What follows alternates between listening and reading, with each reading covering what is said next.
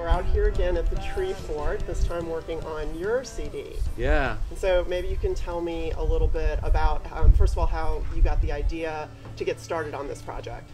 Well, it was when I was here working on the old 97s record.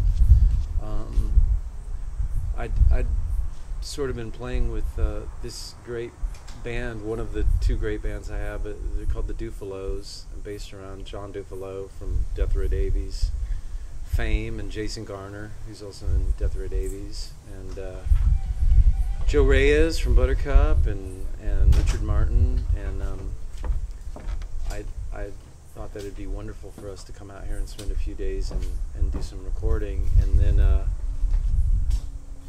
sort of told the guys to put some dates, set them aside, and then I went into like 2 months of agonizing over whether it was the right thing to do, because I've been battling tendonitis in my left wrist for 7 months, and also had my head in the old 97s record and all these other things, and had tons of songs but a lot of unfinished songs, and not a whole lot of time to think at all about my own music. Anyway, up until the very end, I was going back and forth, and then about a week ago, I had a heart-to-heart with my wife, and she really encouraged me to go for it, and so here we are. I met Salim, let me think about this, a long time ago. He had a band called the Moon Festival. I was in a band called 13 and lived in San Antonio, and we became friends with them.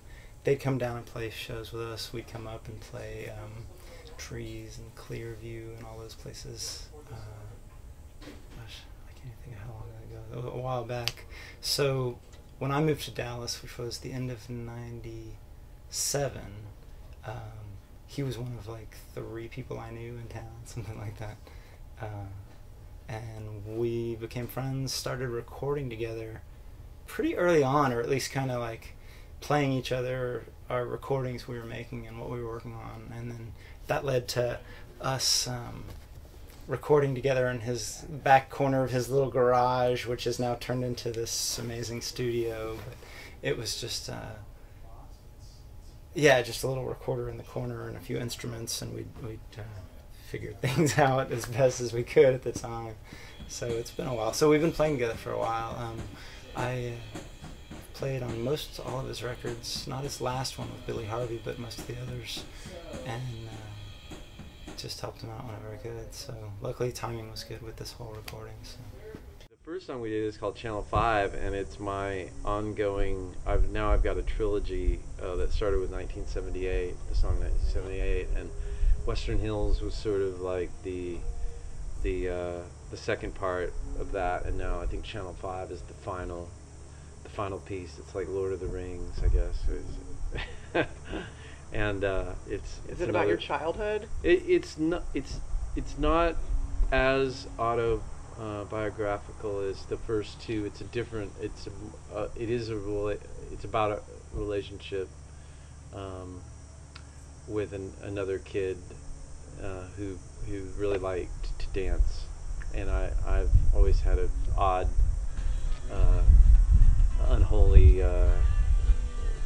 marriage with dancing or things of that nature. So the song sort of starts out with, I wasn't born a dancer because the danger was too much, and then it goes from there. But it is a song sort of that deals with childhood a little bit, but somehow it seems related to those songs, those two songs. Yeah, that's the thing about like this entire project, and the fact that we all get a chance to work together now is that I've known for a long time that John and Jason were really nice guys, and just to meet Salim and realize, well, like he's one of them too. He's really, really sweet and giving, and and kind of speaks in the same language that we all do. Where just kind of understand like the song is kind of the most important thing, and that it kind of tells you what to do, so that nobody really ever has a conflict with someone telling them, oh, instead of this, you could try this, or, like we jettison ideas real fast to come up with what we think is like the best thing. Nobody knows the songs. So like Travolta, for example, it's less than a week old. So it's sort of like a sketch. And so we start learning the song. I've got these words, and as I'm singing them, I start changing them, because you get to hear how they sing, or you don't like them, or oh, that's not. And I also like the feeling of, if I'm wincing when I'm singing something, or thinking I'm a little embarrassed, or what are the guys going to think about that, or then it's got to go. So as the band is learning the song, and we're sorting out the song structure, and people are learning their parts, I'm also changing the words, and sometimes the melodies, and so it's kind of exhilarating. It's fun at this point in my life. It's nice to just learn a song. We don't know any of these songs ahead. It's nice to learn a song and just jump right in and not have a whole lot of time to question, is this the way to go for this one? And we do that, we'll try a few things. Ultimately, it's up to Salim. It's his record, so he's got final kind of say, but it's going well. One that we just did is called 38 Rue des Sevignes, which was written in Paris when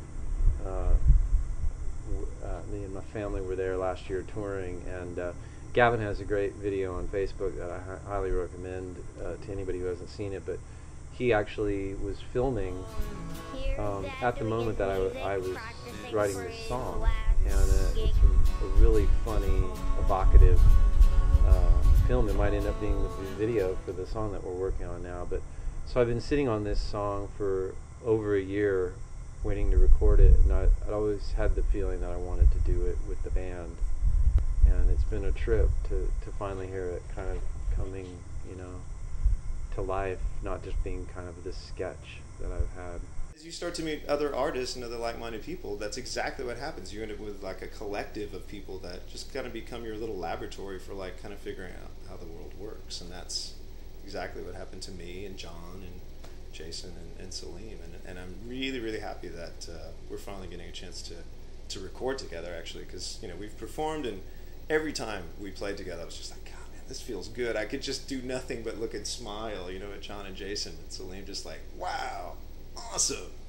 Almost every time with the Death Ray Davies that we ever toured, just about every single time, every band we went on the road with, by some point, whether it was halfway through the trip or whatever, we would be on the stage with each other's bands playing and kind of involved in the whole thing, and it would become a third thing, and it's kind of hard not to want to do that with music and musicians you like, and so it's always kind of flattering when you meet other people that feel the same way and want to learn your songs.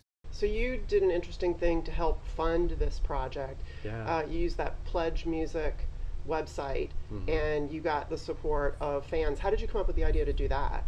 Well, it wasn't so much my idea as my friend Alex Deason, who's in a great band called the Damwells. He came to Dallas in November of last year, and his band was in the middle of doing that, and this is the first that I'd ever heard of it, and I thought it was a great idea, a great thing, and ingenious. And so shortly thereafter, I signed up with Pledge Music. Benji, through Alex, actually. Without Alex's help, may not have gotten that relationship started, and it was wonderful. We raised money. At the time, I thought that I would just take a month off and do it in my studio, and when the old 97s record came along and all this other stuff, I sort of the one thing I've really learned more than ever this year is to adapt, and I've got to change plans, and the big thing is I realized doing that was not going to be the way to make this record. So and I also have plans to do recording with Billy as well, Billy Harvey, who produced my last record, Constellation. He's in California now, and I think we're going to do some transcontinental recording. I really would like to have it done by the end of the year, for hopefully 2011 release, and hopefully again on Tapeta. We haven't talked about it at all, but the German label that put out my last 3 records. I'm hoping they'll be blown away and want to release it, and then you know, while all this is happening, I'll hopefully be working on songs with Billy and have another record ready to go. Maybe I'll release 2 records next year, like the old 97s.